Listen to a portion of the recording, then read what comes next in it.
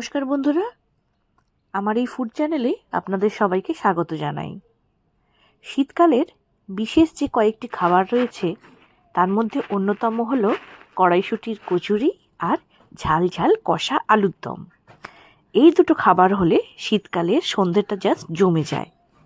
তো সেই জন্যই আজকে আমি সেই রেসিপি নিয়ে এসেছি আপনাদের সাথে শেয়ার করব। গরম গরম ফুলকো ফুলকো কচুরি আর ঝাল ঝাল আলুর দম। তো আপনাদেরও নিশ্চয়ই এই রেসিপি দুটো ভীষণ ভালো লাগে। তো আমিও সেই জন্য আজকে আপনাদের সাথে এই রেসিপি দুটো শেয়ার করব।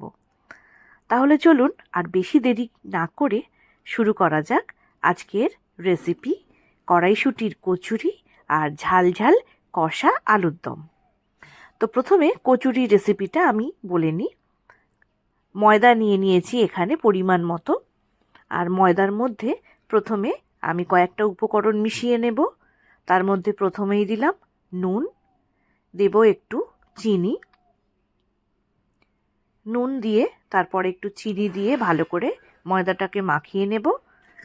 আর তারপর এর মধ্যে একটু সাদা তেল দিয়ে দেব যাতে কচুরিগুলো খুব খাস্তা হয়। তো 4 টেবিল চামচের মতো সাদা তেল আমি এখানে দিয়ে দিলাম। এরপর ময়দাটাকে এই অবস্থাতেই একটু ভালো করে চেপে চেপে মেখে নেব যাতে সাদা তেলটা পুরো ময়দার মধ্যে মিশে যায়। অল্প অল্প করে জল দিয়ে ময়দাটাকে আমি মাখবো। প্রথমেই বেশি পরিমাণ জল দিয়ে দিলে ময়দাটা মাখা একটু সমস্যা হতে পারে, পাতলা হয়ে যেতে পারে। তাই অল্প অল্প করে জল দিয়ে পরিমাণ বুঝে বুঝে ময়দাটাকে আমি একটু সময় ধরে মেখে নেব। তো ময়দাটা এখানে মাখা চলছে, দেখতেই পাচ্ছেন। তো একটু সময় দিয়ে ময়দাটাকে দেখুন মেখে নিলাম। আর একদম শেষে একটু সাদা তেল হাতে নিয়ে ওপরে দিয়ে দিয়েছি যাতে হাওয়া লেগে ওপর দিকটা বেশি শক্ত না হয়ে যায়। এই অবস্থায় এটাকে আধ ঘন্টা রেখে দেব। এবারে পুর বানানোর জন্য আমি একটা মিক্সিং জারে কড়াইশুঁটি নিয়ে নিলাম। এর মধ্যে দেব 2 কাঁচা লঙ্কা, একটু নুন, আর দেব একটু চিনি, জিরে গুঁড়ো আর একটু আদা বাটা। পুরের যে মশলা সেই সমস্ত মশলা আমি এখানেই দিয়ে দিলাম।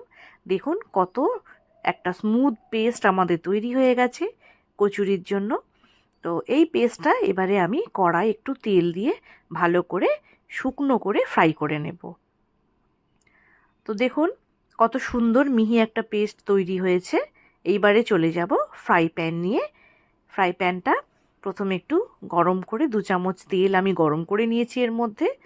আর যে কড়াইশুঁটির যে পেস্ট আমি বানালাম সেইটাকে এবারে এর মধ্যে দিয়ে দিচ্ছি। এখন এই মুহূর্তে এর সাথে আমি কোনো মশলা আর দেব না, কারণ যখন পেস্ট বানাচ্ছিলাম তখনই আমি এর মধ্যে সমস্ত মশলা দিয়ে দিয়েছিলাম। ফ্লেমটাকে মিডিয়ামে রেখে একটু সময় দিয়ে এর মধ্যে যে জলটা রয়েছে সেটা শুকিয়ে নিতে হবে যাতে তলায় ধরে না যায়, একটু লক্ষ্য রাখতে হবে। দেখুন একদম কিন্তু শুকিয়ে গেছে। তো আমাদের পুর একদম রেডি। এইবারে আমি এটাকে একটু ঠান্ডা করে নেব। তারপরে ময়দার যে লেচি কেটে তার মধ্যে পুরগুলো দেব। এদিকে ময়দাটাও অনেকক্ষণ রেস্টে ছিল এবং অনেক সফটও হয়ে গেছে, দেখতে বুঝতে পারছেন নিশ্চয়ই। একটু হাতে তেল নিয়ে আমি ময়দাটাকে আরও একটু ভালো করে ঠেসে নেব। তো যত ময়দাটা মাখা ভালো হবে কচুরিগুলো কিন্তু তত খাস্তা হয় এবং টেস্টি হয়। আমি এখান থেকে একটু লেচি কেটে নিচ্ছি। লুচির থেকে একটু বড় সাইজের লেচি আমি এখানে তৈরি করব, কারণ কচুরির পুর দেওয়ার পর যাতে এটা পুরগুলো বেরিয়ে না যায় সেই জন্য একটু বড় করে করেছি। দেখুন পুলি পিঠের মতো একটা বাটির শেপ দিয়ে নিচ্ছি আমি লেচিগুলোকে। এর মধ্যে একটু পুর দিয়ে দিলাম, আর পুরের পরিমাণটা একটু মাথায় রেখে দিতে হবে যাতে একদম কম না হয়ে যায়, যাতে মনে না হয় যে লুচি তৈরি হয়েছে কচুরি হয়নি। আর বেশি পরিমাণ পড়ে গেলেও কিন্তু বেলার সময় বেরিয়ে যাবে।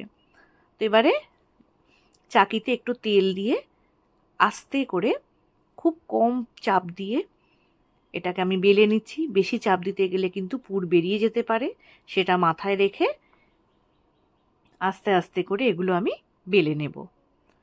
তো এবারে কড়ায় বেশ একটু বেশি পরিমাণেই সাদা তেল দিয়েছি, আর তেলটা গরমও হয়ে গেছে। এইবারে আমি একটা একটা করে কচুরি আমি ভেজে নেব। দেওয়ার পর দেখুন একটা কচুরি যখন দিলাম তারপরেই তেলটা ওপর থেকে একটু ছড়িয়ে দিতে হবে, যাতে কচুরিটা খুব ভালো হয়ে ফুলে যায়। তো আমি যে প্রসেসে বানিয়েছি প্রত্যেকটা কচুরি কিন্তু একদম গোল হয়ে ফুলেছে, একটাও কিন্তু মিস যায়নি। একটু কড়া করে ভেজে নেব, কারণ একটু কড়া খেতেই ভালো লাগে। তো আপনারা যদি হালকা ভাজতে চান সেখানেও কোনো সমস্যা নেই। তো দেখলেন কত সুন্দর কচুরি তৈরি হয়ে গেল। তো এইভাবে বাকি যেগুলো রয়েছে সেগুলো আমি এক এক করে ভেজে নিলাম। আর একটু সময় লাগে, একটু পরিশ্রম হয়, কিন্তু শীতকাল মানেই কিন্তু কড়াইশুঁটির কচুরি মাস্ট।